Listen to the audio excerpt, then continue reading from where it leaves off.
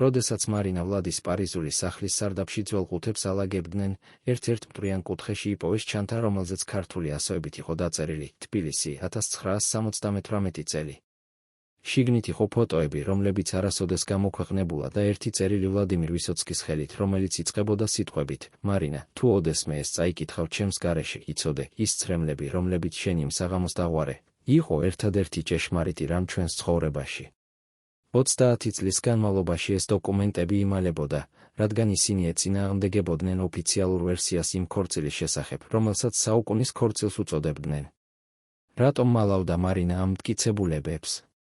რა იყო დაწერილი იმ წერილის დანარჩენ ნაწილში? და რატომ სწორედ თბილისი აირჩიეს ადგილად, სადაც უნდა დაეფიცათ სიყვარული ერთმანეთისადმი, მაშინ როცა მთელი მსოფლიო ელოდა, რომ ეს ქორწილი მოსკოვში ან პარიზში გაიმართებოდა? ის, რაც მოხდა თბილისში 1978 წლის დეკემბერში, არ იყო უბრალოდ ქორწილი. ეს იყო სპექტაკლი, რომელშიც თითოეული მონაწილე თამაშობდა როლს, რომელიც მისთვის წინასწარ იყო განსაზღვრული. საბჭოთა კავშირის ყველაზე ბუნტარი პოეტი და საფრანგეთის კინოს ლეგენდა, ორი ადამიანი, რომლებიც ცხოვრობდნენ სხვადასხვა სამყაროში, სხვადასხვა იდეოლოგიის ქვეშ, სხვადასხვა ენაზე ლაპარაკობდნენ. მაგრამ იყო რაღაც, რაც აერთიანებდა მათ, ორივე იყვნენ ტყვეები. ვლადიმირი იყო ტყვე სისტემისა, რომელიც აკრძალავდა მის სიმღერებს, მაგრამ იყენებდა მის სახელს. მარინა იყო ტყვე საკუთარი დიდების, 4 წინა ქორწილის, ჰოლივუდის კონტრაქტებისა და იმ იმიჯის, რომელიც მოითხოვდა, რომ ყოველთვის ყოფილიყო ძლიერი და დამოუკიდებელი. და აი, ეს ორი ტყვე გადაწყვეტენ, რომ გაქცეულიყვნენ თბილისში, ქალაქში, სადაც, მათი აზრით, შეეძლოთ ყოფილიყვნენ თავისუფლები, თუნდაც რამდენიმე დღით. მაგრამ რატომ სწორედ თბილისი? რატომ არა მოსკოვი, სადაც ვისოცკი იყო კერპი? რატომ არა პარიზი, სადაც მარინას ჰქონდა ყველაფერი, სახლი, სტუდია, გავლენა? პასუხი იმალება იმ დეტალებში, რომლებიც არასოდეს მოხვედრილა ოფიციალურ ბიოგრაფიებში. პირველად ისინი შეხვდნენ მოსკოვში 1967 წელს, კინოფესტივალზე. მარინა მოვიდა როგორც ვარსკვლავი, ვისოცკი იყო ჯერ კიდევ უცნობი მსახიობი, რომელიც თამაშობდა თეატრში და სიმღერებს წერდა, რომლებსაც ხალხი ფირზე გადაიწერდა და ფარულად ავრცელებდა. მათი პირველი შეხვედრა იყო ელექტრული. მარინა მოგვიანებით იტყოდა, რომ როცა ვლადიმირმა პირველად შეხედა მას, მან იგრძნო, რომ ეს კაცი ხედავდა მის სულს, არა მხოლოდ სახეს, რომელსაც მილიონები თაყვანს სცემდნენ. ვისოცკი კი თავის მეგობრებს უთხრა, ეს ქალი არის ჩემი დაწყევლა და ჩემი ხსნა ერთდროულად. მათი რომანი დაიწყო როგორც ფანტაზია, რომელიც არ უნდა გამხდარიყო რეალობა. მარინა იყო დაქორწინებული, ჰყავდა 4 შვილი, ცხოვრობდა პარიზში და მუშაობდა ევროპის უდიდეს რეჟისორებთან.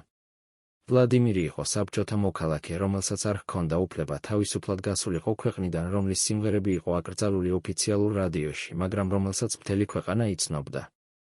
როგორ შეეძლოთ ამ ორ ადამიანს ყოფილიყვნენ ერთად? მაგრამ სიყვარული არ ითვალისწინებს ლოგიკას. მარინა დატოვა ყველაფერი, ქმარი, სტაბილურობა, კომფორტი და დაიწყო ცხოვრება ორ ქალაქს შორის, ორ სამყაროს შორის.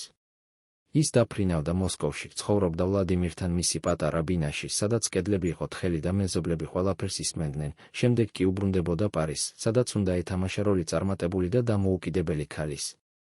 მაგრამ 1972 წელს რაღაც შეიცვალა. ვლადიმირმა მიიღო მოწვევა თბილისში, უნდა ეთამაშა ფილმში „ვერტიკალი“, რომელიც იღებდა კავკასიონის მთებში. მან მარინას უთხრა, მოდი ჩემთან.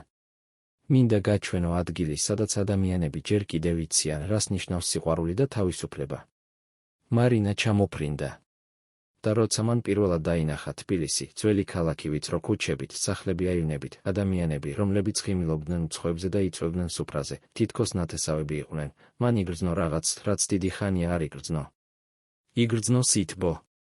იგრძნო, რომ აქ შეეძლო ყოფილიყო არა ვარსკვლავი, არამედ უბრალოდ ქალი, რომელიც უყვარს კაცს. სწორედ თბილისში, გადაღების პროცესში, ვლადიმირმა უთხრა მარინას, მოდი დავქორწინდეთ აქ. არა მოსკოვში, სადაც ყველაფერი იქნება ოფიციალური და ცივი. არა პარიზში, სადაც შენ ხარ დედოფალი და მე ვიქნები მხოლოდ შენი ეგზოტიკური სტუმარი. აქ, სადაც ჩვენ ორივე ვართ უბრალოდ ადამიანები. მარინამ დათანხმდა. მაგრამ ის, რაც მოხდა შემდეგ, არ იყო ის, რასაც ისინი ელოდნენ. რადგან თბილისში, ამ ქალაქში, სადაც ისინი ეძებდნენ თავისუფლებას, მოხდა რაღაც, რამაც სამუდამოდ შეცვალა მათი ურთიერთობის ბუნება. რა მოხდა იმ ქორწილზე? რატომ ტიროდა მარინა? და რატომ ვლადიმირი, კაცი, რომელიც არასოდეს ტიროდა საჯაროდ, იმ საღამოს ვერ აკავებდა ცრემლებს. მე ვხატავდი მის სახეს ქორწილამდე 2 საათით ადრე, იხსენებს ნანა, რომელიც იმ დროს მუშაობდა თბილისის კინოსტუდიაში როგორც გრიმიორი და რომელმაც პირველად 80 წლის შემდეგ გადაწყვიტა ესაუბრა იმის შესახებ, რაც ნახა. მარინა ჯდა სარკის წინ და მე ვხედავდი მის თვალებში შიშს. არა ბედნიერებას, არა აღფრთოვანებას, შიშს. მე ვკითხე, მადამ ვლადი, ყველაფერი კარგად ხართ? მან მითხრა, ნანა, მე ვიცი, რომ ეს ქორწილი იქნება ჩემი ყველაზე დიდი ბედნიერება და ჩემი ყველაზე დიდი ტრაგედია ერთდროულად. მე არ გავიგე მაშინ, რას გულისხმობდა. მაგრამ ახლა, ამდენი წლის შემდეგ მესმის. ნანა ჩუნდება, შემდეგ კი ამატებს, იმ დღეს, როცა ვლადიმირი შემოვიდა ოთახში, სადაც მარინა ემზადებოდა, მან შეხედა მას და უთხრა, თუ გინდა, ჩვენ შეგვიძლია არ გავაკეთოთ ეს. შეგვიძლია გავიქცეთ მთებში და არავის არაფერი ვუთხრათ. მარინამ მხოლოდ თავი გააქნია და უთხრა, არა, ვლადიმირ, ჩვენ უნდა გავაკეთოთ ეს, რადგან თუ არ გავაკეთებთ, ჩვენ ვიქნებით მხოლოდ 2 მოჩვენება, რომლებიც ცხოვრობენ სხვადასხვა სამყაროში. ქორწილი დაინიშნა 1968 წლის დეკემბრის მე-18-ს. ადგილი იყო ძველი თბილისის ცენტრში, ერთ-ერთ რესტორანში, რომელიც ცნობილი იყო თავისი ქართული სამზარეულოთა და ატმოსფეროთი. მაგრამ ეს არ იყო ჩვეულებრივი ქორწილი. პირველ რიგში ის იყო საიდუმლო, არავინ არ იცოდა წინასწარ, რომ ეს მოხდებოდა. მეორეც, ის იყო უკანონო საბჭოთა კანონების თვალსაზრისით, მარინა ჯერ კიდევ ოფიციალურად იყო დაქორწინებული საფრანგეთში და განქორწინების პროცესი არ იყო დასრულებული. მესამე და ეს იყო ყველაზე მნიშვნელოვანი, ეს იყო ქორწილი, რომელიც არ უნდა მომხდარიყო, რადგან საბჭოთა ხელისუფლება არ აპირებდა, რომ მისცემოდა ვლადიმირ ვისოცკის, ადამიანის, რომელიც იყო სიმბოლო ბუნტის და თავისუფლების, უფლება ოფიციალურად დაქორწინებულიყო უცხოელ ქალზე, რომელიც ცხოვრობდა კაპიტალისტურ სამყაროში. მაგრამ თბილისში იყო ადამიანები, რომლებმაც გადაწყვიტეს დაეხმარათ მათ. ერთ-ერთი მათგანი იყო გიორგი დანელია, ცნობილი რეჟისორი, რომელიც იყო ვლადიმირის მეგობარი და რომელმაც იცოდა, რას ნიშნავდა ეს ქორწილი მათთვის. დანელიამ გამოიყენა თავისი კავშირები და მოაწყო ყველაფერი ისე, რომ ქორწილი ჩატარებულიყო ოფიციალურად, მაგრამ ფარულად. დოკუმენტები მომზადდა ღამით, ხელმოწერები მოხდა დახურულ ოთახში და მხოლოდ რამდენიმე ადამიანმა იცოდა, რომ ეს ხდებოდა. მაგრამ იყო ერთი პრობლემა, საბჭოთა კანონის მიხედვით, ქორწილი უნდა დარეგისტრირებულიყო 2 მხარის ქვეყანაში. ეს ნიშნავდა, რომ მარინას უნდა დაბრუნებულიყო საფრანგეთში და დაელოდა განქორწინებას, შემდეგ კი დაბრუნებულიყო საბჭოთა კავშირში და ხელახლა გაევლო მთელი პროცედურა. მაგრამ ვლადიმირმა უთხრა, მე არ მინდა ვიცოდე, რა სიტყვიან კანონები. მე მინდა ვიცოდე, რომ შენ ხარ ჩემი ცოლი ღმერთის და ამ ადამიანების წინაშე. და აი, დადგა ის საღამო. რესტორანში შეიკრიბნენ დაახლოებით 30 ადამიანი, მეგობრები, კოლეგები, ადგილობრივი მხატვრები და პოეტები. სუფრა იყო გადაჭედილი ქართული კერძებით, ხაჭაპური, ხინკალი, მწვადი, ღვინო, რომელიც მოდიოდა პირდაპირ კახეთიდან. მაგრამ ატმოსფერა არ იყო ბედნიერი. იყო დაძაბულობა ჰაერში, თითქოს ყველამ იცოდა, რომ ეს ქორწილი იყო არა დასაწყისი, არამედ დასასრული რაღაცისა. ვლადიმირი იყო ჩაცმული შავ კოსტიუმში, მაგრამ მისი სახე იყო ფერმკრთალი, თითქოს არ ეძინა რამდენიმე ღამე. მარინა იყო ჩაცმული თეთრ კაბაში, მარტივ, მაგრამ ელეგანტურ და მისი თმა იყო შეკრული უკან, რაც ხსნიდა მის სახეს, რომელიც იყო ლამაზი, მაგრამ დაღლილი. როცა დაიწყო ქორწილის ცერემონია, რომელსაც ატარებდა ადგილობრივი რეგისტრატორი, ყველამ შენიშნა, რომ მარინა ძლივს აკავებდა ცრემლებს. ის არ იყო ბედნიერების ცრემლები. ის იყო ცრემლები, რომლებიც მოდიოდა სიღრმიდან, იქიდან, სადაც ადამიანი იცის რაღაც, რაც სხვებმა არ იციან. როცა რეგისტრატორმა ჰკითხა, მარინა, ვლადი, თქვენ ეთანხმებით გახდეთ ვლადიმირ ვისოცკის ცოლი? მარინამ შეხედა ვლადიმირს და უთხრა, დიახ, მე ვეთანხმები, მაგრამ მე ვიცი, რომ ეს იქნება ყველაზე რთული გადაწყვეტილება ჩემს ცხოვრებაში. ოთახში დამყარდა სიჩუმე. ვლადიმირმა აიღო მისი ხელი და უთხრა, მარინა, მე არ შემიძლია დაგპირდე, რომ ჩვენი ცხოვრება იქნება მარტივი. მე არ შემიძლია დაგპირდე, რომ მე ყოველთვის ვიქნები გვერდით. მაგრამ მე შემიძლია დაგპირდე, რომ მე შენ გიყვარდი უფრო ვიდრე საკუთარ თავს. შემდეგ დაიწყო სუფრა. ქართული ტრადიციის მიხედვით, თამადამ, რომელიც იყო ერთ-ერთი ადგილობრივი პოეტი, დაიწყო სადღეგრძელოების თქმა. პირველი სადღეგრძელო იყო ახალდაქორწინებულთათვის, მეორე სიყვარულისთვის, მესამე საქართველოსთვის, რომელმაც მიიღო ისინი როგორც შვილები. მაგრამ მეოთხე სადღეგრძელო იყო უცნაური. თამადამ თქვა, მე ვსვამ იმ ადამიანებისთვის, რომლებმაც აირჩიეს სიყვარული თავისუფლების ნაცვლად, რადგან ისინი იციან, რომ ნამდვილი თავისუფლება არის მხოლოდ სიყვარულში. როცა მან ეს თქვა, მარინამ ვეღარ შეიკავა და დაიწყო ტირილი. არა ჩუმად, არამედ ხმამაღლა, თითქოს რაღაც გატყდა მის შიგნით. ვლადიმირმა ჩაკრა იგი და თქვა, ტირი, ჩემო სიყვარულო, ტირი, რადგან ეს ცრემლები არის ერთადერთი ჭეშმარიტი რამ, რაც ჩვენ გვაქვს. მაგრამ რატომ ტიროდა მარინა? რა იყო ის, რაც მან იცოდა და სხვებმა არ იცოდნენ? პასუხი მოვიდა რამდენიმე საათის შემდეგ, როცა სუფრა დასრულდა და სტუმრები დაიწყეს წასვლა. ერთ-ერთმა მეგობარმა, რომელიც იყო იმ საღამოს, მოგვიანებით მოგვითხრა, როცა ყველა წავიდა, მარინა და ვლადიმირი დარჩნენ მარტო რესტორანში. მე დავრჩი გარეთ, რადგან უნდა დამელოდა ტაქსი. და მე მოვისმინე, როგორ ესაუბრნენ ისინი. მარინა უთხრა ვლადიმირს, ვოლოდია, მე ვიცი, რომ შენ მომკვდები ადრე. მე ვიცი, რომ შენი სხეული ვერ გაუძლებს იმ ცხოვრებას, რომელსაც შენ ცხოვრობ. და მე ვიცი, რომ მე დავრჩები მარტო. მაგრამ მე მაინც გირჩევ შენ, რადგან უკეთესია ჰქონდეს 10 წელი შენთან, ვიდრე 40 წელი ვინმე სხვასთან, ვისაც არ მიყვარს. ვლადიმირმა არაფერი უთხრა. მხოლოდ ჩაკრა იგი და ისინი ისე იჯდნენ დიდი ხანი, ჩუმად ცარიელ რესტორანში, სადაც მხოლოდ სანთლები ანათებდა. ეს იყო ჭეშმარიტება, რომელიც მარინამ იცოდა იმ საღამოს. ის იცოდა, რომ ვლადიმირი იყო კაცი, რომელიც ცხოვრობდა ძალიან ინტენსიურად, ძალიან სწრაფად, ძალიან ხმამაღლა. ის სვამდა ბევრს, არ ეძინა ღამეებს, წერდა სიმღერებს და თამაშობდა სპექტაკლებში, თითქოს ცდილობდა ჩაეტია მთელი ცხოვრება ერთ დღეში. მარინამ იცოდა, რომ ასეთი ცხოვრება არ შეიძლებოდა გრძელდებოდა. მაგრამ ის ასევე იცოდა, რომ არ შეეძლო შეეცვალა იგი, რადგან თუ შეეცვალა, ის აღარ იქნებოდა ვლადიმირი, რომელსაც ის უყვარდა. ასე რომ ის აირჩია ცხოვრება მასთან, იცოდა, რომ ეს იქნებოდა მოკლე, მაგრამ ნამდვილი. და ის ცრემლები, რომლებიც მან დაღვარა იმ საღამოს თბილისში, იყო ცრემლები ქალისა, რომელმაც იცოდა, რომ ის ქორწინდებოდა არა მომავლისთვის, არამედ აწმყოსთვის, რომელიც იყო ლამაზი და საშინელი ერთდროულად. 3 საათით ქორწილამდე, როცა მარინა ემზადებოდა სასტუმროს ნომერში, კარზე დააკაკუნეს. ის ფიქრობდა, რომ ეს იყო ვლადიმირი, მაგრამ როცა გააღო კარი, იქ იდგა ქალი, რომელსაც არასოდეს ნახავდა. ქალი იყო დაახლოებით 50 წლის, ჩაცმული მარტივ-შავ კაბაში და მისი სახე იყო მკაცრი. მან უთხრა მარინას რუსულად, მე უნდა ვისაუბრო თქვენთან. ეს მნიშვნელოვანია.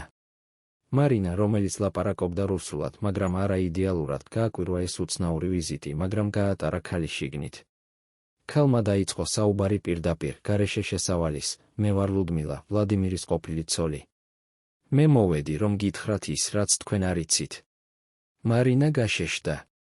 ის იცოდა, რომ ვლადიმირი იყო დაქორწინებული ადრე, მაგრამ ის არასოდეს ესაუბრა ამის შესახებ დეტალურად.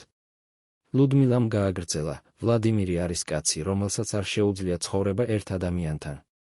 ის არის კაცი, რომელსაც სჭირდება ყველაფერი ერთდროულად, სიყვარული, თავისუფლება, ბრბო, სიჩუმე, ქალები, მარტოობა. როცა მე ვიყავი მასთან, მე ვცდილობდი შემენარჩუნებინა იგი, მაგრამ ის იყო როგორც ქარი, შენ ვერ შეინარჩუნებ ქარს. და ახლა თქვენ აპირებთ იმავეს. მაგრამ მე გაფრთხილებთ, ეს კაცი გაგანადგურებთ. არა იმიტომ, რომ ის ცუდია, არამედ იმიტომ, რომ ის არის ძალიან დიდი თქვენთვის, ძალიან ინტენსიური, ძალიან ბევრი. თქვენ ვერ გაუძლებთ მას. მარინა უსმენდა ჩუმად, შემდეგ კი უთხრა, რატომ მოხვედით აქ? რატომ მითხარით ეს ახლა 3 საათით ქორწილამდე? ლუდმილამ უპასუხა, რადგან მე მინდა, რომ თქვენ იცოდეთ ჭეშმარიტება. მე არ მინდა, რომ თქვენ იყოთ როგორც მე, ქალი, რომელმაც დაკარგა ყველაფერი ამ კაცის გამო და დარჩა არაფერით. ვლადიმირი არის გენიოსი, მაგრამ გენიოსები არიან საშიში ადამიანები ცხოვრებისთვის. ისინი იღებენ ყველაფერს და არაფერს აბრუნებენ. მარინამ შეხედა მას და უთხრა, მე ვიცი ყველაფერი, რაც თქვენ მითხარით. მაგრამ მე მაინც ვაპირებ დავქორწინდე მასზე, რადგან მე არ მინდა უსაფრთხო ცხოვრება. მე მინდა ნამდვილი ცხოვრება, თუნდაც ეს იყოს მოკლე და ტკივილიანი. ლუდმილამ თავი გააქნია, თქვა თქვენ ხართ უგუნური და წავიდა. ეს შეხვედრა შეცვალა რაღაც მარინაში. როცა ის მივიდა ქორწილზე, ის იყო უფრო მყარი, მაგრამ ასევე უფრო სევდიანი. ის იცოდა, რომ ლუდმილა მართალი იყო, ვლადიმირი იყო კაცი, რომელიც არ შეეძლო ყოფილიყო ნორმალური ქმარი. ის არ იქნებოდა კაცი, რომელიც დაბრუნდებოდა სახლში 6 საათზე, ჭამდა ვახშამს და უყურებდა ტელევიზორს.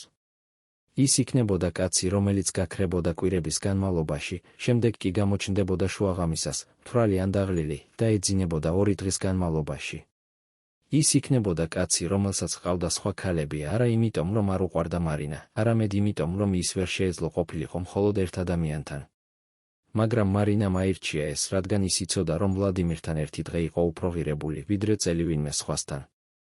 მაგრამ იყო კიდევ ერთი რამ, რაც მარინამ არ იცოდა იმ დროს. ვლადიმირს ჰქონდა საიდუმლო, რომელსაც ის არ უზიარებდა არავის, თუნდაც მარინას. ის იყო დაავადებული. მისი გული იყო სუსტი და ექიმები უთხრეს, რომ თუ ის არ შეწყვეტდა სმას, არ შეწყვეტდა მუშაობას 18 საათის განმავლობაში დღეში, არ შეწყვეტდა ცხოვრებას, თითქოს ყოველი დღე იყო ბოლო, ის მოკვდებოდა ადრე. მაგრამ ვლადიმირმა არ შეწყვიტა. ის არ შეეძლო შეეწყვიტა, რადგან ის იყო კაცი, რომელიც ცხოვრობდა არა რომ ცოცხალი ყოფილიყო, არამედ რომ გრძნობდა, რომ ცოცხალი იყო. და ეს გრძნობა მოდიოდა მხოლოდ მაშინ, როცა ის იყო ზღვარზე სიკვდილისა და ცხოვრების, ზღვარზე სიგიჟისა და გენიალურობის, ზღვარზე სიყვარულისა და სიძულვილის. თბილისში იმ ქორწილის შემდეგ მარინა და ვლადიმირი დარჩნენ კიდევ 2 კვირის განმავლობაში. ისინი დადიოდნენ ძველ ქალაქში, სვამდნენ ღვინოს პატარა რესტორნებში, ესაუბრნენ ადგილობრივ პოეტებს და მხატვრებს. ვლადიმირი წერდა სიმღერებს და ერთ-ერთი მათგანი იყო თბილისო, რომელშიც ის მღეროდა ქალაქზე, რომელმაც მისცა მას ის, რაც მოსკოვმა და პარიზმა ვერ მისცა, გრძნობა სახლისა. მაგრამ ეს ბედნიერება იყო მოკლე. 2 კვირის შემდეგ მათ უნდა დაბრუნებულიყვნენ რეალობაში, მარინა პარიზში, ვლადიმირი მოსკოვში. და ეს რეალობა იყო სასტიკი.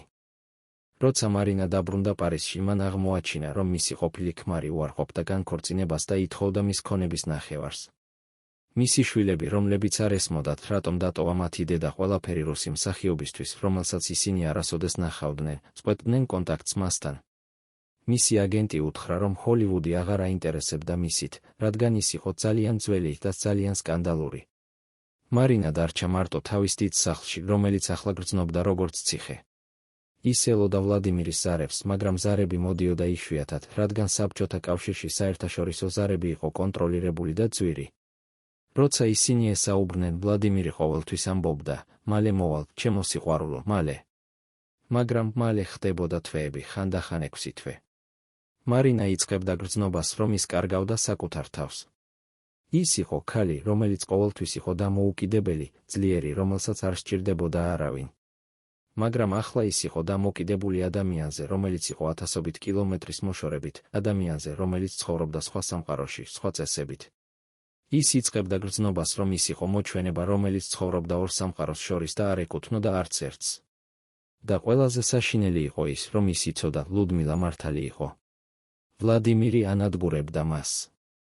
არა იმიტომ, რომ ის ცუდი იყო, არამედ იმიტომ, რომ სიყვარული მასთან იყო როგორც ცეცხლი, ის გაცხელებდა, მაგრამ ასევე წვავდა. მაგრამ მარინა არ უარყოფდა. ის აგრძელებდა ფრენას მოსკოვში, ცხოვრებას ვლადიმირის პატარა ბინაში, სადაც კედლები იყო თხელი და მეზობლები ისმენდნენ ყველაფერს.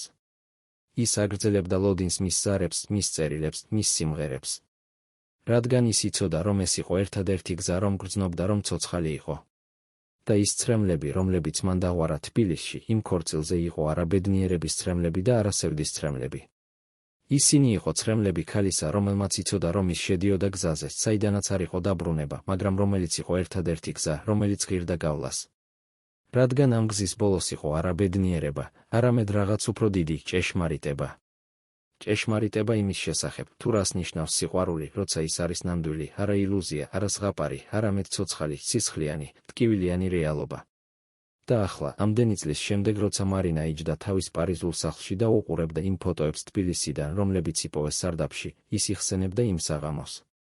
იხსენებდა, როგორ ტიროდა, როგორ ეკრა ვლადიმირი, როგორ უთხრა მან, ეს ცრემლები არის ერთადერთი ჭეშმარიტი რამ, რაც ჩვენ გვაქვს.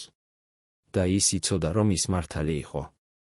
რადგან ყველაფერი დანარჩენი, დიდება, ფული, კარიერა, კომფორტი, იყო ილუზია. მაგრამ ის ცრემლები, ის სიყვარული, ის ტკივილი, ისინი იყო ნამდვილი.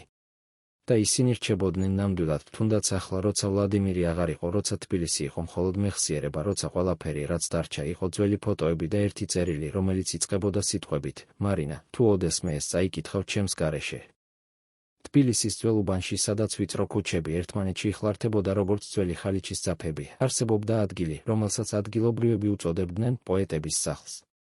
ეს იყო ორსართულიანი შენობა აივნებით, სადაც ყოველ პარასკევს იკრიბებოდნენ ადამიანები, რომლებიც არ იყვნენ ჩვეულებრივი მოქალაქეები. ისინი იყვნენ ის, ვინც ქმნიდა საბჭოთა კავშირის არაოფიციალურ კულტურას, ის, ვინც წერდა სიმღერებს და ლექსებს, რომლებსაც ხალხი იცნობდა გარეშე, მაგრამ რომლებიც არასოდეს ჟღერდა ოფიციალურ რადიოში.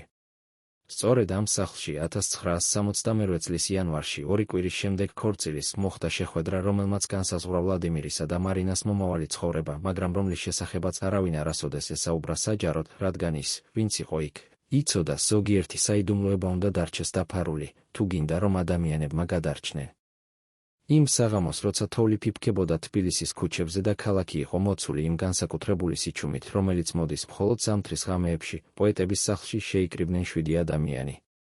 ისინი იყვნენ გიორგი დანელია, რეჟისორი, რომელმაც მოაწყო ქორწილი, ბულო კუჯავა, პოეტი და კომპოზიტორი, რომელიც ჩამოფრინდა მოსკოვიდან სპეციალურად ამ შეხვედრისთვის, ოთარ იოსელიანი, კიდევ ერთი რეჟისორი, რომელიც იყო ცნობილი თავისი დამოუკიდებელი აზროვნებით, ვახტანგ კიკაბიძე, მსახიობი, რომელიც მოგვიანებით გახდებოდა ლეგენდა, ერთი ადგილობრივი ჟურნალისტი, რომლის სახელი დარჩა უცნობი, ერთი ადამიანი კბ-დან, რომელიც იყო იქ არა როგორც მოსმენა, არამედ როგორც მფარველი, და ვლადიმირ ვისოცკი. მარინა არ იყო იქ, ქალებს არ უშვებდნენ ამ შეხვედრებზე, არა იმიტომ, რომ ისინი იყვნენ სექსისტები, არამედ იმიტომ, რომ ის, რაზეც ისინი საუბრობდნენ, იყო ძალიან საშიში და რაც უფრო ნაკლები ადამიანი იცოდა, მით უკეთესი იყო. ისინი იჯდნენ მრგვალ მაგიდასთან, რომელზეც იდგა ბოთლები ქართული ღვინისა და თეფშები ყველით, პურით და ნიორით. სანთლები ანათებდა, რადგან ელექტროობა იყო გამორთული, ეს იყო წესი, რომელიც იცავდა მათ მოსმენისგან. დანელიამ დაიწყო საუბარი, მეგობრებო, ჩვენ ვართ აქ, რადგან ვლადიმირს აქვს პრობლემა, რომელიც არის ჩვენი ყველას პრობლემა. ის დაქორწინდა ქალზე, რომელიც ცხოვრობს სხვა სამყაროში. საბჭოთა კავშირი არ აპირებს მისცეს მას უფლება თავისუფლად გადაადგილდეს საფრანგეთსა და საბჭოთა კავშირს შორის. ისინი აპირებენ გამოიყენონ ეს ქორწილი როგორ იარაღი მის წინააღმდეგ, ან ის უარყოფს მარინას და რჩება აქ, ან ის ცდილობს ყოფნას მასთან და კარგავს ყველაფერს აქ. ოკუჯავამ დაამატა, ეს არის ხაფანგი, რომელშიც ჩვენ ყველა ვართ. ჩვენ ვართ ხელოვანები, რომლებიც ვცხოვრობთ სისტემაში, რომელიც გვიყვარს და გვძულს ერთდროულად. ჩვენ ვწერთ, ვმღერით, ვხატავთ, მაგრამ ყოველთვის ვიცით, რომ არის ზღვარი, რომელსაც ვერ გადავლახავთ. და ვლადიმირმა გადალახა ეს ზღვარი. ვლადიმირი ისმენდა ჩუმად, მისი სახე იყო დაძაბული. შემდეგ მან თქვა, მე ვიცი, რომ გავაკეთე რაღაც, რაც არ უნდა გამეკეთებინა. მაგრამ მე არ შემიძლია ვიცხოვრო ორ ნახევარში. მე არ შემიძლია ვიყო აქ და ვიფიქრო იქ. მე არ შემიძლია ვიყო მასთან და ვიცოდე, რომ ვეღარასოდეს ვიქნები მასთან. მე მჭირდება გზა, როგორ გავაკეთო ეს. კბ-ს წარმომადგენელმა, კაცმა, რომელსაც ჰქონდა ნაციბური სახეზე და რომელიც ლაპარაკობდა ძალიან ჩუმად, თქვა, არსებობს გზა, მაგრამ ის არის საშიში. თქვენ უნდა გახდეთ ოფიციალურად საერთაშორისო ხელოვანი. ეს ნიშნავს, რომ თქვენ უნდა დაიწყოთ მუშაობა ოფიციალურ პროექტებში, უნდა მიიღოთ ჯილდოები, უნდა გახდეთ სახე საბჭოთა კულტურისა. მხოლოდ მაშინ მოგცემენ უფლებას გადაადგილდეთ. მაგრამ ეს ნიშნავს, რომ თქვენ უნდა შეწყვიტოთ სიმღერების წერა, რომლებიც არიან. როგორ ვთქვათ? ძალიან პირადი. ძალიან ჭეშმარიტი. სიჩუმე დამყარდა ოთახში. ყველამ იცოდა, რას ნიშნავდა ეს. ეს ნიშნავდა, რომ ვლადიმირმა უნდა გაკიდოს თავისი სული. უნდა გამხდარიყო ის, რასაც ის ყოველთვის ეწინააღმდეგებოდა, მარიონეტი, რომელიც მღეროდა იმას, რასაც სისტემა უბრძანებდა. იოსელიანმა თქვა, ეს არის შეუძლებელი. ვლადიმირი არის ხმა თაობისა. თუ ის გაჩუმდება, ეს იქნება როგორც მთელი თაობა გაჩუმდეს. მაგრამ დანელიამ უპასუხა, მაგრამ თუ ის არ გააკეთებს ამას, ის დაკარგავს მარინას. და თუ ის დაკარგავს მარინას, ის დაკარგავს საკუთარ თავს. ჩვენ ყველამ ვიცით, რომ ეს ქალი არის მისი ჰაერი. გარეშე მისა, ის ვერ იცოცხლებს. ვლადიმირმა შეხედა მათ ყველას და თქვა, მე ვიცი, რომ თქვენ ცდილობთ დამეხმაროთ. მაგრამ მე არ შემიძლია გავაკეთო ის, რასაც თქვენ მთხოვთ. მე არ შემიძლია გავხდე ის, ვინც არ ვარ. მე უნდა ვიპოვო სხვა გზა. და მაშინ ჟურნალისტმა, კაცმა, რომელიც მანამდე არ ელაპარაკა, თქვა რაღაც, რამაც შეცვალა ყველაფერი. მან თქვა, არსებობს კიდევ ერთი გზა. არაოფიციალური. საშიში, მაგრამ შესაძლებელი. არსებობენ ადამიანები, რომლებიც აკონტროლებენ საზღვრებს, არაოფიციალურად, არამედ რეალურად. ისინი არიან ის, ვინც წყვეტს, ვინ გადის და ვინ არა. თუ თქვენ მოიპოვებთ მათ მხარდაჭერას, თქვენ შეძლებთ გადაადგილდეთ, მაგრამ ყოველთვის იქნებით მათი მოვალე. ყოველთვის იქნებით ადამიანი, რომელიც ვალში იქნება. ვლადიმირმა ჰკითხა, ვის ვალში? ჟურნალისტმა უპასუხა, ადამიანების, რომლებსაც არ აინტერესებთ თქვენი სიმღერები. მათ აინტერესებთ თქვენი კავშირები. თქვენი წვდომა იმ სამყაროსთან, სადაც მარინა ცხოვრობს. ისინი მოგთხოვენ მცირე მომსახურებებს, ინფორმაცია, შეხვედრები, შესაძლოა რაღაც უფრო მეტი. მაგრამ ეს იქნება ფასი თქვენი თავისუფლებისთვის. ოთახში დამყარდა სიჩუმე, რომელიც იყო მძიმე როგორც ქვა. ყველამ იცოდა, რას ნიშნავდა ეს. ეს ნიშნავდა, რომ ვლადიმირი უნდა გამხდარიყო ინფორმატორი. არაოფიციალური, არამედ ის, ვინც მუშაობდა ჩრდილში, ის, ვინც აწვდიდა ინფორმაციას იმ ადამიანებზე, რომლებიც იყვნენ მისი მეგობრები, მისი კოლეგები, მისი სამყარო. ოკუჯავამ თქვა, ვლადიმირ, ეს არის გზა, რომელიც არ აქვს დაბრუნება. თუ შეხვალ ამ გზაზე, შენ ვეღარასოდეს იქნები თავისუფალი. შენ ყოველთვის იქნები ტყვე. ვლადიმირმა უპასუხა, მაგრამ მე უკვე ვარ ტყვე. ტყვე სისტემისა, რომელიც არ მაძლევს უფლებას ვიცხოვრო ისე, როგორც მინდა. ტყვე სიყვარულისა, რომელიც მანადგურებს. ტყვე საკუთარი ბუნებისა, რომელიც მოითხოვს, რომ ვიყო ყველგან ერთდროულად. ასე რომ რა განსხვავებაა, რომელი ტყვეობა ავირჩიო. ქბს წარმომადგენელმა შეხედა მას და თქვა, მე შემიძლია მოვაწყო შეხვედრა. მაგრამ თქვენ უნდა იცოდეთ, ეს ადამიანები არიან სერიოზულები. ისინი არ თამაშობენ. თუ თქვენ დაეთანხმებით მუშაობას მათთან, თქვენ უნდა შეასრულოთ ყველაფერი, რასაც ისინი მოგთხოვენ. და თუ არ შეასრულებთ, შედეგები იქნება. არასასიამოვნო. ვლადიმირმა კივნა თავი და თქვა, მოაწყვეთ შეხვედრა. დანელიამ დაადო ხელი მის მხარზე და თქვა, ვლადიმირ, ფიქრობ, რომ ეს ღირს? ფიქრობ, რომ მარინა ღირს ამას? ვლადიმირმა შეხედა მას და თქვა, მარინა არის ერთადერთი რამ, რაც ღირს რაიმეს ამ სამყაროში. ყველაფერი დანარჩენი, დიდება, პატივი, თუნდაც ჩემი სიმღერები, არის მხოლოდ ხმაური. მაგრამ ის არის სიჩუმე, სადაც მე ვიპოვე საკუთარ თავს. შეხვედრა დასრულდა გვიან ღამით. როცა ისინი გამოდიოდნენ პოეტების სახლიდან, თოვლი ჯერ კიდევ თოვდა და ქალაქი იყო თეთრი, სუფთა, თითქოს ახალი დაბადებული. მაგრამ ვლადიმირის გულში არ იყო სიწმინდე. იყო შიში, რომელიც მოდიოდა იქიდან, სადაც ადამიანი იცის, რომ ის გადადგა ნაბიჯი, რომელიც შეცვლის მის ცხოვრებას სამუდამოდ. მან დაბრუნდა სასტუმროში, სადაც მარინა ეძინა და იცვა მის გვერდით უყურებდა მის სახეს, რომელიც იყო მშვიდი ძილში. და მან იფიქრა, რას ვაკეთებ? რას ვაკეთებ ამ ქალისთვის? და რას ვაკეთებ საკუთარი თავისთვის, მაგრამ პასუხი არ მოვიდა.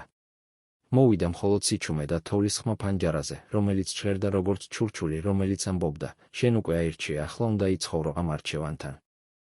მაგრამ იყო კიდევ ერთი რამ, რაც მოხდა იმ საღამოს, რაზეც არავინ არასოდეს ესაუბრა. როცა ვლადიმირი გამოდიოდა პოეტების სახლიდან, ჟურნალისტმა, კაცმა, რომელმაც უთხრა საიდუმლო გზის შესახებ, მიუახლოვდა მას და ჩასჩურჩულა, ვლადიმირ, მე უნდა გითხრა რაღაც, რაც სხვებმა არ იციან. ის ადამიანები, რომლებთანაც შენ იმუშავებ, ისინი არიან ის, ვინც აკონტროლებს არა მხოლოდ საზღვრებს, არამედ ცხოვრებებს. ისინი არიან ის, ვინც წყვეტს, ვინ ცხოვრობს და ვინ კვდება. და თუ შენ შეხვალ მათ სამყაროში, შენ ვეღარასოდეს გამოხვალ. ეს არის როგორც შავი ხვრელი, შეხვალ და აღარ დაბრუნდები. ვლადიმირმა ჰკითხა, მაშინ რატომ მითხარი ეს? ჟურნალისტმა უპასუხა, რადგან მე მინდა, რომ შენ იცოდე ჭეშმარიტება. და ჭეშმარიტება არის ის, რომ შენ უკვე აირჩიე. როცა შენ დაქორწინდი მარინაზე, შენ აირჩიე გზა, რომელიც მიგიყვანს აქ. ახლა შენ მხოლოდ ადასტურებ იმას, რაც უკვე მოხდა. ეს სიტყვები დარჩა ვლადიმირის გონებაში როგორც წყლულები, რომლებიც არასოდეს კურნავენ. და როცა ის იტვა მარინას გვერდით იმ ღამეს, ის იფიქრებდა არა იმაზე, რას აკეთებდა, არამედ იმაზე, რატომ აკეთებდა. და პასუხი იყო მარტივი და საშინელი ერთდროულად, რადგან სიყვარული, ნამდვილი სიყვარული, არის არა არჩევანი, არამედ განაჩენი. შენ არ ირჩევ, ვის უყვარხარ. შენ მხოლოდ ცხოვრობ ამ განაჩენთან და ცდილობ გადარჩე. და ზოგჯერ გადარჩენისთვის შენ უნდა გააკეთო რაღაცეები, რომლებიც განადგურებენ შენს სულს. მაგრამ რა არის სული, თუ შენ არ გაქვს ადამიანი, რომელთანაც გინდა გაუზიარო იგი? 2 თვის შემდეგ 1969 წლის მარტში მარინა იჯდა პარიზულ კაფეში მონმარტრის უბანში და კითხულობდა დოკუმენტს, რომელიც ახლახან მიიღო პოსტით მოსკოვიდან. ეს იყო ოფიციალური წერილი საბჭოთა კავშირის კულტურის სამინისტროდან და მასში იყო დაწერილი რუსულად, ენაზე, რომელსაც მარინა ესმოდა, მაგრამ არა იდეალურად. მან სთხოვა თავის მეგობარს რუსულ ემიგრანტს, რომ ეთარგმნა მისთვის, და როცა მან მოისმინა თარგმანი, მან იგრძნო, რომ მისი გული გაჩერდა. დოკუმენტში იყო დაწერილი: მარინა ვლადიმირ ვისოცკის მეუღლე ეძლევა უფლება შევიდეს საბჭოთა კავშირში და დარჩეს მაქსიმუმ 4 თვის განმავლობაში წელიწადში, იმ პირობით, რომ ის დაიცავს შემდეგ წესებს. პირველი, ის არ უნდა ჩაერიოს ვლადიმირ ვისოცკის პროფესიულ საქმიანობაში. მეორე, ის არ უნდა გამოხატოს საჯარო მოსაზრებები საბჭოთა კავშირის პოლიტიკის შესახებ. მესამე, ის უნდა აცნობს ადგილობრივ ხელისუფლებას თავისი ყოველი გადაადგილების შესახებ. მეოთხე, ის არ უნდა შეეცადოს გაიყვანოს ვლადიმირ ვისოცკი საბჭოთა კავშირიდან გარეშე ოფიციალური ნებართვისა. მარინა უყურებდა ამ დოკუმენტს და ვერ იტყოდა არაფერს. მისი მეგობარი ჰკითხა: მარინა, ეს არის კარგი ამბავი, არა? ეს ნიშნავს, რომ შენ შეძლებ ნახო ვლადიმირი. მარინამ უპასუხა: ეს არის არა ნებართვა, ეს არის ციხე. ისინი მაძლევენ უფლებას ვიყო მასთან, მაგრამ მხოლოდ იმ პირობებით, რომლებიც აქცევენ ჩემს ცხოვრებას კონტროლირებად. მე ვიქნები როგორც ტყვე, რომელსაც აძლევენ 4 თვის შვებულებას წელიწადში, მაგრამ რომელიც ყოველთვის იცის, რომ ის არის ტყვე. მეგობარმა თქვა: მაგრამ ეს არის ფასი სიყვარულისთვის, არა? მარინამ შეხედა მას და თქვა: არა, ეს არის ფასი არა სიყვარულისთვის, არამედ სისტემისთვის, რომელიც აქცევს სიყვარულს დანაშაულად. მაგრამ მარინამ მიიღო ეს პირობები. რადგან ის იცოდა, რომ ეს იყო ერთადერთი გზა, რომ ყოფილიყო ვლადიმირთან. და ასე დაიწყო ცხოვრება, რომელიც იყო როგორც მარადიული მოგზაურობა ორ სამყაროს შორის. ყოველ 4 თვეში მარინა ფრინავდა მოსკოვში, ცხოვრობდა ვლადიმირის პატარა ბინაში ულიცა ვისოცკოგოზე, სადაც კედლები იყო თხელი და მეზობლები ისმენდნენ ყველაფერს. ის ცდილობდა ყოფილიყო ჩვეულებრივი ცოლი, ამზადებდა საჭმელს, რეცხავდა ტანსაცმელს, ელოდა ვლადიმირს, როცა ის მუშაობდა თეატრში ან იღებდა ფილმებს. მაგრამ ეს არ იყო ჩვეულებრივი ცხოვრება. ეს იყო ცხოვრება, რომელშიც ყოველი დღე იყო როგორც ბრძოლა სისტემასთან, რომელიც არ აპირებდა მათ ბედნიერობას, ბრძოლა საკუთარ შიშებთან, ბრძოლა იმ რეალობასთან, რომელიც იყო ძალიან შორს იმ ზღაპრისგან, რომელსაც ისინი ოცნებობდნენ. ვლადიმირი მუშაობდა უსასრულოდ. ის თამაშობდა თეატრში, ტაგანკა ყოველ საღამოს, იღებდა ფილმებს დღის განმავლობაში, წერდა სიმღერებს ღამით. ის ძლივს ეძინა 4-5 საათი ღამეში. ის სვამდა ბევრს, არა იმიტომ, რომ ის იყო ალკოჰოლიკი, არამედ იმიტომ, რომ ეს იყო ერთადერთი გზა, რომ გაეძლო იმ დაძაბულობას, რომელშიც ის ცხოვრობდა. მარინა ხედავდა, როგორ ანადგურებდა ის საკუთარ თავს და ვერაფერს აკეთებდა. ის ცდილობდა ესაუბრა მას, მაგრამ ვლადიმირი უპასუხებდა: მარინა, ეს არის ჩემი ცხოვრება. მე არ შემიძლია ვიცხოვრო სხვაგვარად. თუ მე შევწყვეტ მუშაობას, მე შევწყვეტ არსებობას. და მარინა იცოდა, რომ ის მართალი იყო. რადგან ვლადიმირი იყო კაცი, რომელიც არსებობდა მხოლოდ მაშინ, როცა ის ქმნიდა სიმღერებს, როლებს, ემოციებს. გარეშე ამისა, ის იყო მხოლოდ ცარიელი გარსი. მაგრამ იყო კიდევ ერთი რამ, რაც ანადგურებდა მარინას. ეს იყო ის, რომ ის იცოდა, ვლადიმირს ჰყავდა სხვა ქალები. არა იმიტომ, რომ ის არ უყვარდა მარინა, არამედ იმიტომ, რომ ის იყო კაცი, რომელიც ვერ შეეძლო ყოფილიყო მხოლოდ ერთ ადამიანთან. ის იყო როგორც ცეცხლი, რომელიც ანთებდა ყველაფერს, რასაც ეხებოდა. და მარინა იცოდა ამის შესახებ, რადგან ის ხედავდა ნიშნებს, ლიპსტიკის კვალს მის პერანგზე, უცხო სუნს მის თმაში, ტელეფონის ზარებს, რომლებიც წყდებოდა, როცა ის პასუხობდა. მაგრამ ის არაფერს არ ამბობდა. რადგან ის იცოდა, რომ თუ ის დაიწყებდა საუბარს ამის შესახებ, ის დაკარგავდა მას. და ის ამჯობინებდა ჰქონოდა ნახევარი ვლადიმირი, ვიდრე არაფერი. ერთხელ 1969 წლის ზაფხულში, როცა მარინა იყო მოსკოვში, მოხდა რაღაც, რამაც თითქმის გაანადგურა მათი ურთიერთობა. ვლადიმირი არ დაბრუნდა სახლში 2 დღის განმავლობაში. მარინა ელოდა, ზარავდა მის მეგობრებს, ცდილობდა იპოვა იგი, მაგრამ არავინ არაფერს არ ამბობდა. მესამე დღეს ის დაბრუნდა, თვრალი, დაღლილი, მისი თვალები იყო წითელი. მარინამ ჰკითხა: სად იყავი? ვლადიმირმა უპასუხა: არ მკითხო. მარინამ თქვა: მე უფლება მაქვს ვიცოდე. მე ვარ შენი ცოლი. ვლადიმირმა შეხედა მას და თქვა: შენ ხარ ჩემი ცოლი, მაგრამ შენ არ ხარ ჩემი მფლობელი. მე არ ვარ ნივთი, რომელსაც შენ ფლობ. მე ვარ ადამიანი, რომელსაც სჭირდება თავისუფლება. მარინა იგრძნო, რომ რაღაც გატყდა მის შიგნით. ის თქვა: თავისუფლება? შენ მე მეუბნები თავისუფლების შესახებ. მე დავტოვე ყველაფერი შენთვის, ჩემი ქმარი, ჩემი შვილები, ჩემი კარიერა, ჩემი ცხოვრება. მე ვცხოვრობ ორ სამყაროს შორის, არ ვეკუთვნი არც ერთს. მე ვარ როგორც მოჩვენება, რომელიც მოდის და მიდის.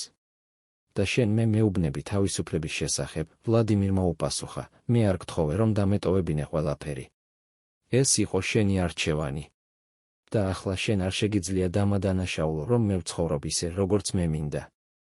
მარინამ თქვა, მაშინ რატომ დამიქორწინდი? რატომ მითხარი, რომ მე ვარ შენი ცხოვრება? ვლადიმირმა თქვა, რადგან შენ ხარ ჩემი ცხოვრება. მაგრამ ეს არ ნიშნავს, რომ შენ ხარ ჩემი ერთადერთი ცხოვრება. მე მჭირდება ბევრი ცხოვრება, რომ ვიგრძნო, რომ ცოცხალი ვარ. ეს იყო ჭეშმარიტება, რომელიც მარინამ ყოველთვის იცოდა, მაგრამ არასოდეს გაბედა აღიარა. ვლადიმირი იყო კაცი, რომელიც არ შეეძლო ყოფილიყო მხოლოდ ერთ ადამიანთან, მხოლოდ ერთ ადგილას, მხოლოდ ერთ როლში. ის იყო კაცი, რომელიც იყო ყველაფერი ერთდროულად, პოეტი, მსახიობი, მომღერალი, მეგობარი, მოყვარე, ქმარი, უცხო. და მარინა იყო მხოლოდ ერთი ნაწილი ამ მოზაიკისა. მნიშვნელოვანი ნაწილი, მაგრამ არა ერთადერთი. და ეს იყო ის, რაც ყველაზე მეტად დგენდა, არა ის, რომ ის არ უყვარდა, არამედ ის, რომ მისი სიყვარული არ იყო საკმარისი, რომ შეევსო ის უზარმაზარი სივრცე, რომელიც იყო ვლადიმირის სული. იმ დღის შემდეგ რაღაც შეიცვალა მათ ურთიერთობაში. მარინამ შეწყვიტა კითხვები. ის მიიღო ის, რაც იყო, ურთიერთობა, რომელიც იყო არასრული, ტკივილიანი, მაგრამ ნამდვილი. ის მიიღო, რომ ვლადიმირი არასოდეს იქნებოდა მხოლოდ მისი, მაგრამ რომ ის მაინც იყო მისი უფრო ვიდრე ვინმე სხვისი. რადგან ის იყო ერთადერთი ქალი, რომელსაც ვლადიმირი ეძახდა შუაღამისას, როცა ის იყო მარტო და შეშინებული. ის იყო ერთადერთი ქალი, რომელთანაც ის ლაპარაკობდა თავის შიშებზე, თავის ოცნებებზე, თავის სიკვდილზე. ის იყო ერთადერთი ქალი, რომელსაც ის წერდა სიმღერებს, რომლებიც იყო არა სიყვარულის შესახებ, არამედ ტკივილის შესახებ, რომელიც მოდის სიყვარულიდან. და ასე გაგრძელდა წლები.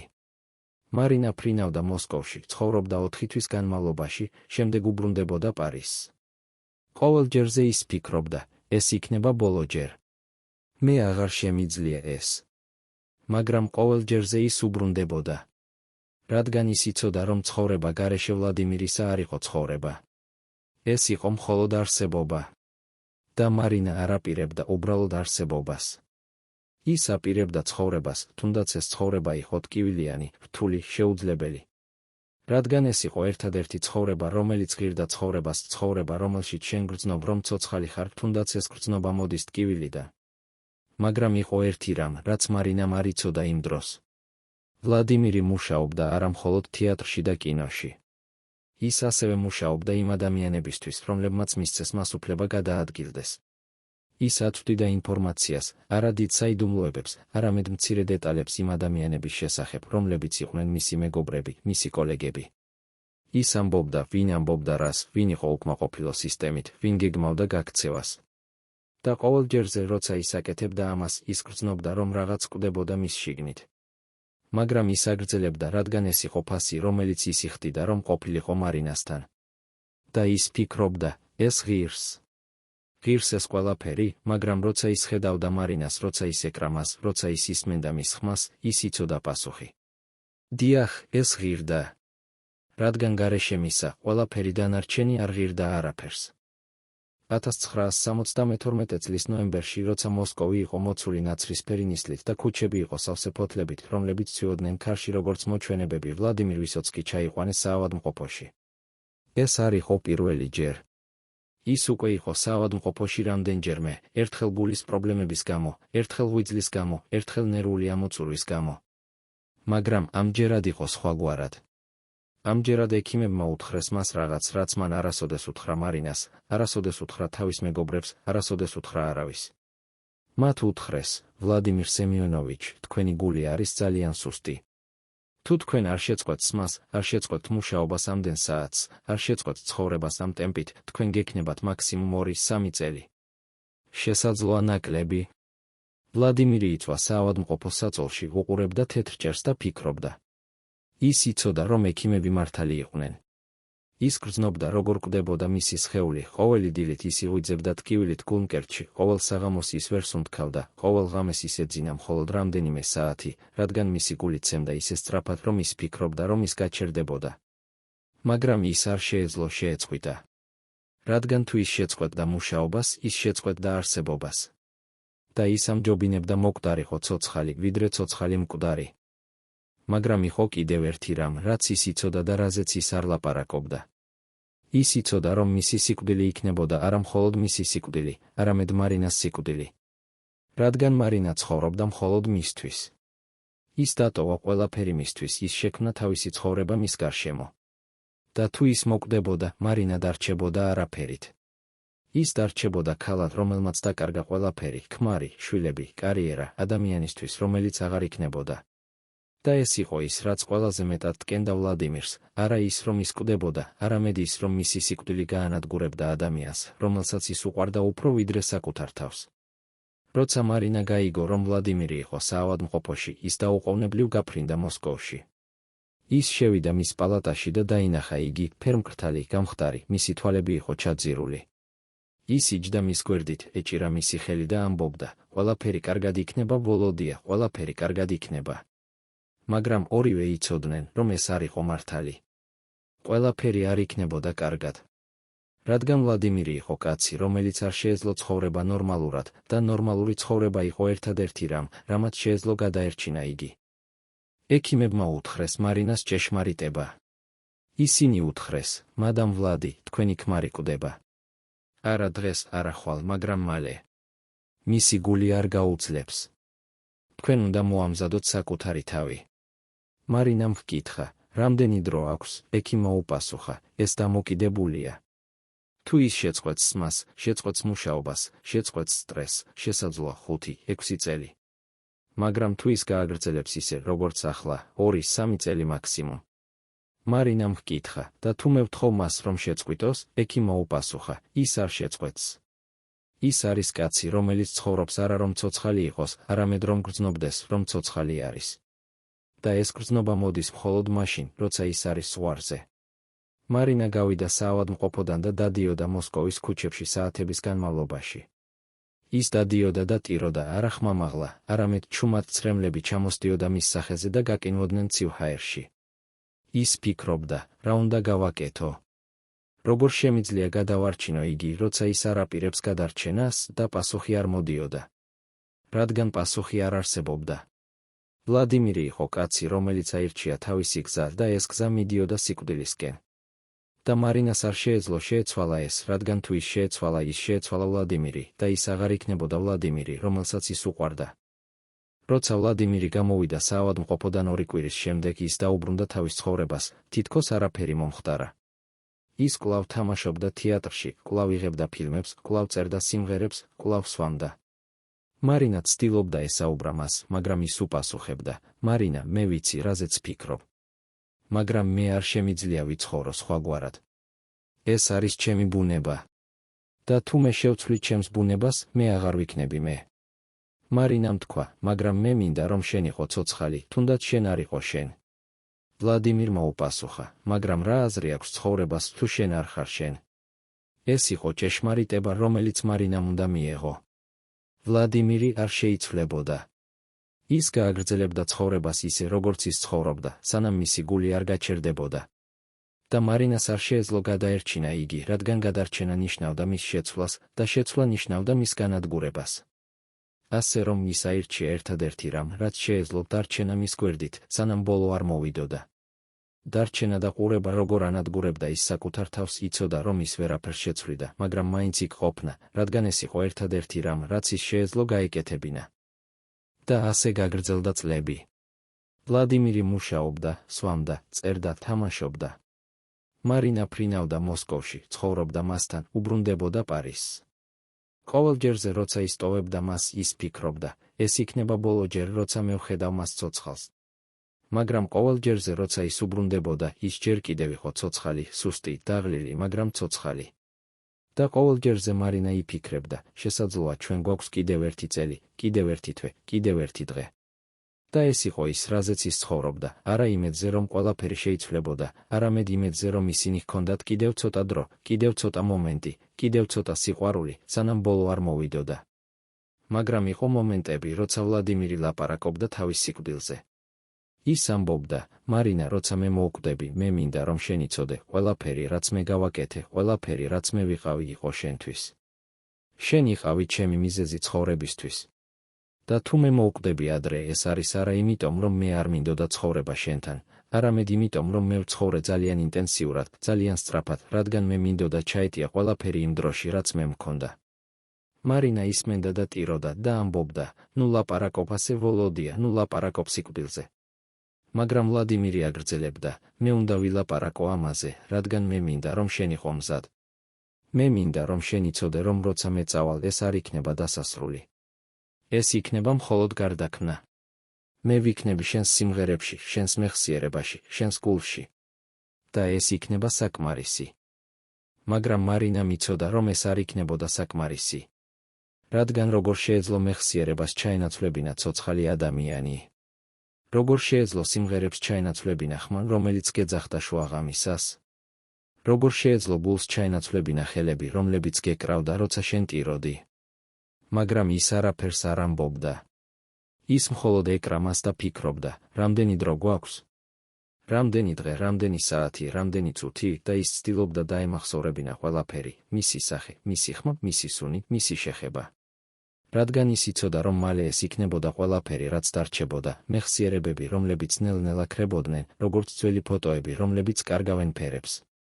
და ყოველ ღამეს, როცა ისინი იწვნენ ერთად იმ პატარა ბინაში მოსკოვში, მარინა უსმენდა ვლადიმირის სუნთქვას და ითვლიდა მის გულისცემას. და ყოველ ჯერზე, როცა მისი გული ცემდა, მარინა ფიქრობდა, კიდევ ერთი დარტყმა, კიდევ ერთი წამი, კიდევ ერთი მომენტი.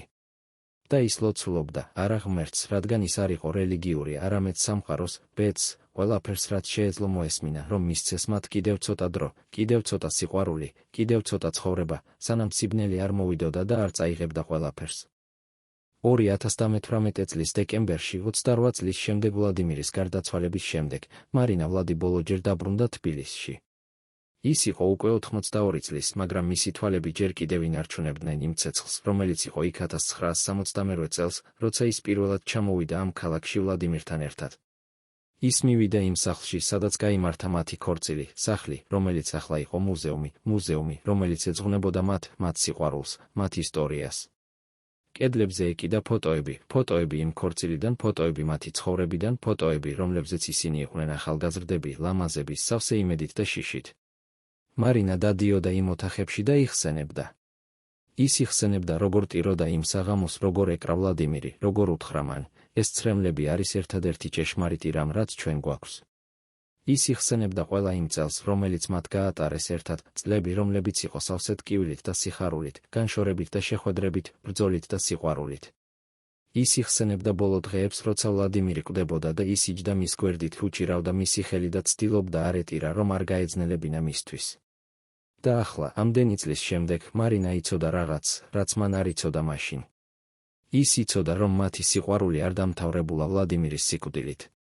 ის გაგრძელდა, არა როგორც ფიზიკური რეალობა, არამედ როგორც რაღაც უფრო დიდი, რაღაც რაც იყო როგორც ძალა, რომელიც აერთიანებდა ადამიანებს, რომელიც შთააგონებდა მათ, რომელიც აჩვენებდა მათ, რომ სიყვარული, ნამდვილი სიყვარული, არის შესაძლებელი, თუნდაც იმ პირობებში, რომლებიც ცდილობენ მის განადგურებას.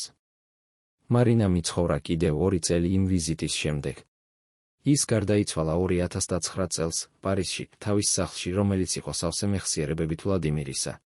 მისი ბოლო სიტყვები, როგორც მისმა შვილმა მოგვიანებით მოგვითხრა, იყო, ვოლოდია, მე მოვდივარ და მელოდე.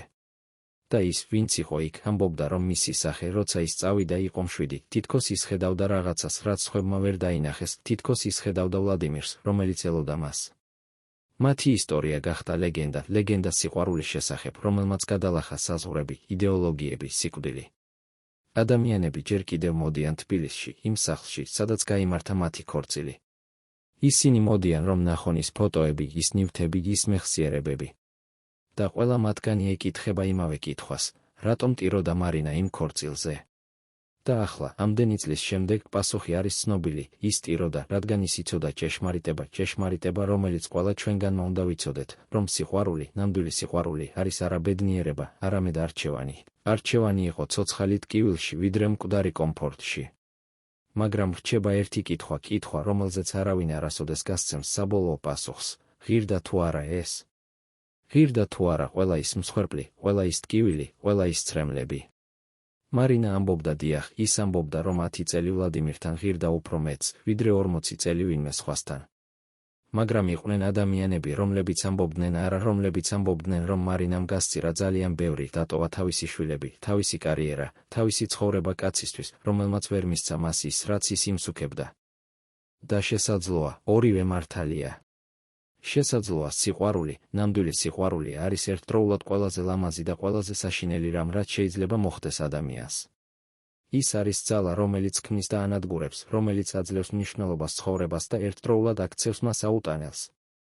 და შესაძლოა ის ცრემლები, რომლებიც მარინამ დაღვარა იმ ქორწილზე თბილისში, იყო ცრემლები ქალისა, რომელმაც გაიგო ეს ჭეშმარიტება, რომელმაც გაიგო, რომ ის შედიოდა გზაზე, რომელიც მიგიყვანს როგორც უმაღლეს მწვერვალებზე, ისე უღრმეს უფსკრულებში, მაგრამ რომელიც არასოდეს დატოვებს შენ გულგრილს, არასოდეს დატოვებს შენ ცარიელს, არასოდეს დატოვებს შენ ისე, თითქოს შენ არ იცხოვრე. მეგობრებო, როგორ ფიქრობთ ვლადიმირ ვისოცკისა და მარინა ვლადის შესახებ? იყო თუ არა მათი სიყვარული ნამდვილი გმირობა, თუ ეს იყო ტრაგიკული შეცდომა, რომელმაც გაანადგურა ორი ცხოვრება?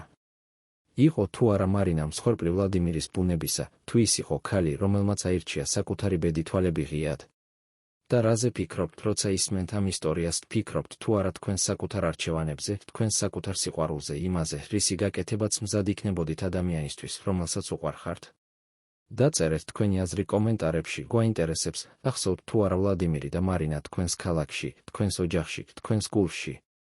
დააც გაპუნეთ მოწონება, თუ ეს ისტორია შეეხო თქვენს სულს და გამოიწერეთ ჩვენი არხი, რომ გაიგოთ მეტი ისტორიები ადამიანების შესახებ, რომლებმაც აირჩიეს სიყვარული ყველაფრის ნაცვლად და გადაიხადეს ფასი, რომელიც ზოგჯერ იყო ძალიან მაღალი, მაგრამ რომელიც შესაძლოა ღირდა ყველაფერს.